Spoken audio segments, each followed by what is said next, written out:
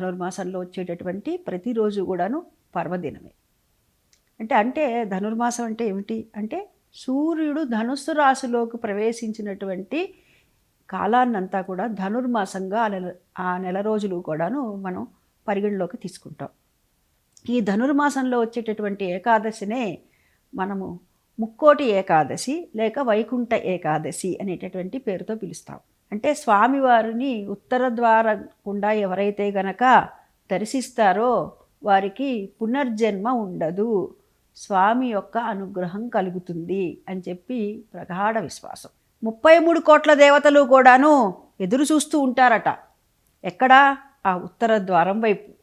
మనకి సంవత్సరంలో 24 ఏకాదశులు, అంటే నెలకి 2 చొప్పున.